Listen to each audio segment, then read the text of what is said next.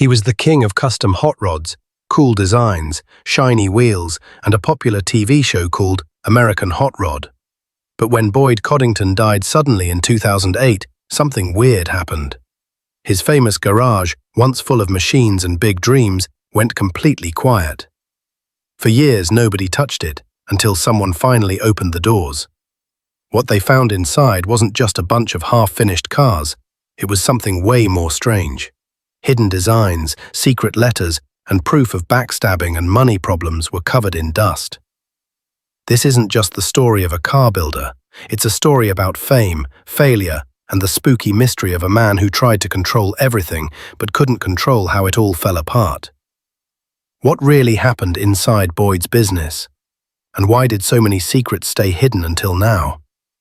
What they found in Boyd Coddington's garage will truly shock you. Before the TV cameras, before the awards, and before all the drama, Boyd Coddington was just a small-town worker with a big dream. Born in 1944 in Rupert, Idaho, Boyd fell in love with hot rods when he was really young. His hands were always dirty from playing with engines, shaping metal, and dreaming of cooler, faster cars. After moving to Southern California, which was the center of car culture back then, he got a job as a worker at Disneyland, while building custom cars at home in his garage at night. That small garage would become the starting point for a revolution in car design. In 1977, Boyd officially opened Boyd's Wheels and later Hot Rods by Boyd, where everyone started talking about him. He was different from everyone else. While most builders cared about power and shiny chrome, Boyd wanted beauty, mixing old-school style with futuristic lines. He was the first to use special aluminium wheels, which became super popular in fancy custom builds. His cars weren't just for show, they were rolling pieces of art.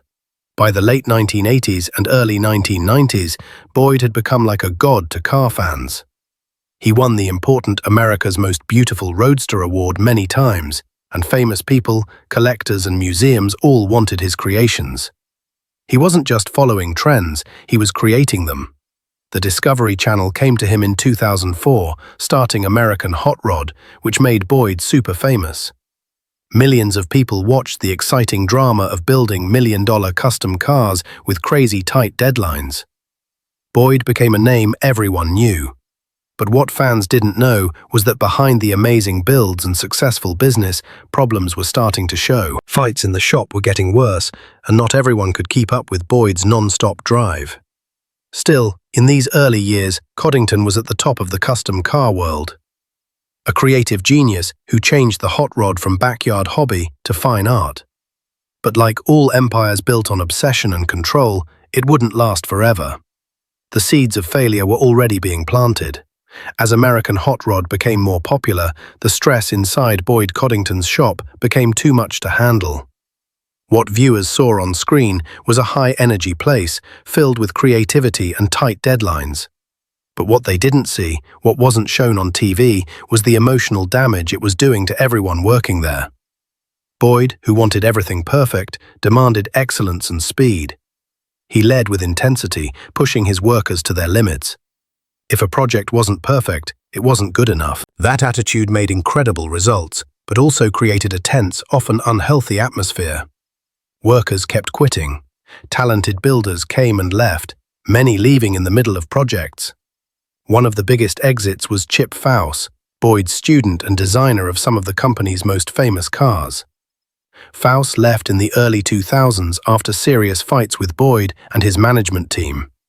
The break wasn't just about work, it was deeply personal. Chip went on to start his own company and the hit show Overhaul, creating a competition that fans still argue about today. Inside, things were falling apart. The tension between creativity and control was obvious. Behind the shine of award-winning builds were shop arguments, missed deadlines, and worn-out employees. Boyd's vision was clear, but making it happen came at a price. As the projects got bigger and more complicated, so did the pressure. And as the spotlight got brighter, so did the cracks in the foundation of his empire. In February 2008, tragedy hit. Boyd Coddington passed away unexpectedly from problems after surgery. He was just 63. The news sent shockwaves through the car world. Nice messages poured in from fans, celebrities, and former employees, many of whom, despite past fights, still thought of him as a legend. But while the world was sad, something odd was happening behind the scenes. Boyd's shop, once a busy factory of creativity, innovation and drama, went silent. Projects were left unfinished. Employees didn't know what would happen to their jobs. The production of American Hot Rod was suddenly stopped. For a man whose name meant motion and momentum, his world stopped cold. Who owned the rights to his builds? Who would finish the work? And more creepily, what exactly was still left inside the garage? After Boyd's death, his once amazing garage faded into stillness. The walls that had echoed with metal grinders and roaring engines became eerily silent. For a while, the building was locked up. His business had no clear person to take over. Lawsuits over ownership, creative property, and unpaid debts piled up. Family members and former partners fought over what was left of his empire. Rumors began to spread. Some said Boyd had hidden blueprints for a revolutionary car design. Others claimed his office safe had cash, IOUs from celebrities, and private letters never meant to be seen. There were whispers of huge debt, unfinished deals, and ghost builds that never made it to production. Over time, the property changed owners, but no one had truly gone through it until years later, when a collector got access and started digging through the dust and darkness. What they uncovered wasn't just a time capsule. It was the buried truth of a man whose life burned so brightly it left scars even in death. Years after Boyd Coddington's death, the once legendary garage stood like a tomb, quiet, sealed, and fading from public memory. But in 2014, everything changed. The property was quietly sold to a private collector and car historian who had long admired Boyd's work. What began as a purchase driven by nostalgia quickly turned into a shocking journey through the remains of a vanished empire. As the new owners stepped inside, the air was thick with dust and silence. The lights flickered on for the first time in years, showing a weird scene. 7 half-finished hot rods, some little more than steel skeletons, sat frozen mid-build. Tools lay exactly where they had been left, as if the crew had simply walked away and never returned. On one bench, a design sketch rested under a cracked paperweight, an original Boyd concept that had never been shown to the public. But the real surprises were tucked away in the back offices and locked cabinets.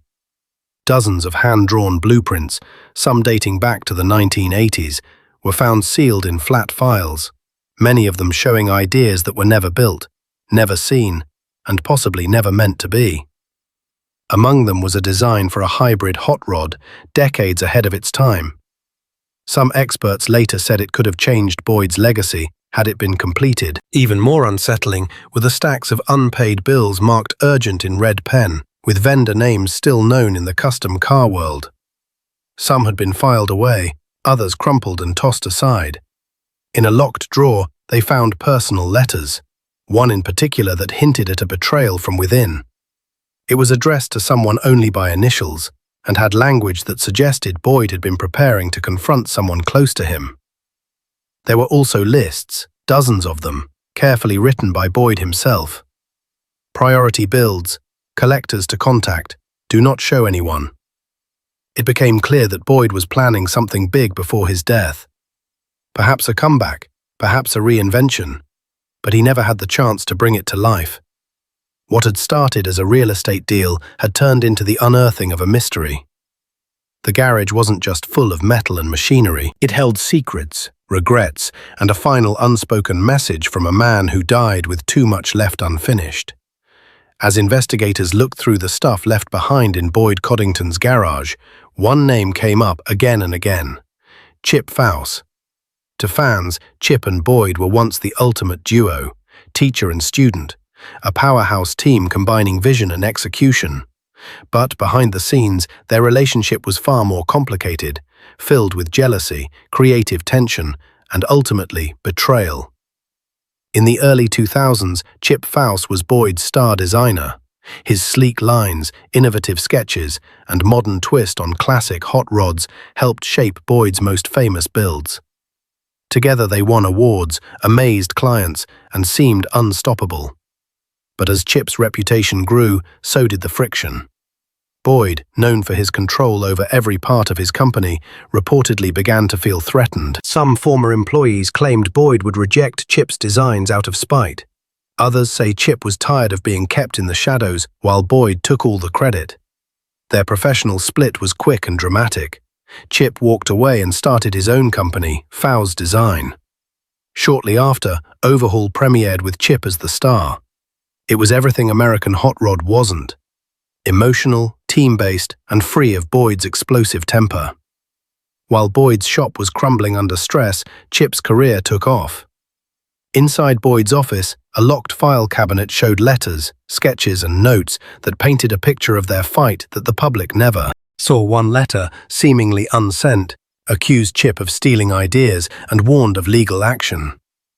Another sketch, dated shortly before Chip's departure, was labeled "For My Eyes Only" and appeared to be a prototype of a vehicle eerily similar to one Chip later showed under his own brand. But it didn't stop there. A spiral notebook marked "Next Phase" outlined Boyd's plans to take back his spot as #1 in the industry. At the center of that strategy was a new line of high-concept hot rods, ones that he believed would crush his former student. The builds were never completed, but the intent was crystal clear. This rivalry wasn't just about cars, it was about identity, legacy, and control. And even in death, Boyd's feelings about Chip Faust remained preserved in ink, buried behind drawers and dust. The discovery added a darker layer to Boyd's story, one that challenged everything fans thought they knew. As the layers of Boyd Coddington's garage were peeled back, one of the most chilling discoveries wasn't a car at all. It was a stack of documents buried in a rusted file cabinet, labeled "Confidential." Inside were folders filled with unpaid bills, past due notices, legal warnings, and tax records that painted a very different picture than the one fans saw on TV. Behind the gleam of polished chrome and shiny paint jobs was a money crisis that had been growing quietly and dangerously for years. Boyd's hot rod empire looked bulletproof on the surface. He had a hit TV show, a top-tier client list, and a famous brand. But under that shine was a deeply mismanaged business. The documents showed debts totaling in the millions. Dozens of vendors, workers, and suppliers had submitted bills, many dating back nearly a decade, that were never paid. Some had even taken legal action, but were silenced through private settlements. Even more alarming was a 2005 internal audit report found tucked inside an envelope marked for Boyd only. The report detailed mounting losses, missed payroll deadlines, and poor bookkeeping practices. It warned that without a complete financial overhaul, the company would collapse within 3 years. That prediction turned out to be hauntingly accurate. Bank statements uncovered in a locked desk drawer showed irregular withdrawals and overdrawn accounts, some tied to personal expenses. In one document, Boyd had applied for a loan using one of his unfinished cars as collateral, even though that car was already promised to a collector. There were also multiple cease and desist letters about alleged trademark issues and contract violations related to American hot rod merchandise. One file, labeled "Do Not Open Without Legal Counsel," contained a draft lawsuit from a former business partner accusing Boyd of fraud and intellectual property theft. The case never made it to court, but the accusation alone cast a long shadow over Boyd's carefully crafted public image. To the outside world, Boyd was the king of custom cars, a visionary and pioneer. But inside those walls, the truth was harder to stomach. A man whose ambition was bigger than his resources, whose empire was built on mounting debt, and whose obsession with perfection may have blinded him to the chaos behind the scenes. The financial records were a sobering reminder that even legends can fall, and that behind every bright showroom is a back office full of secrets. Among the rusted tools and forgotten frames, the most haunting discovery wasn't a car. It was a small leather-bound journal tucked away in Boyd Coddington's personal desk, covered in fingerprints, dust, and age. It was filled with page after page of cramped handwriting, Boyd's private thoughts during the final years of his life.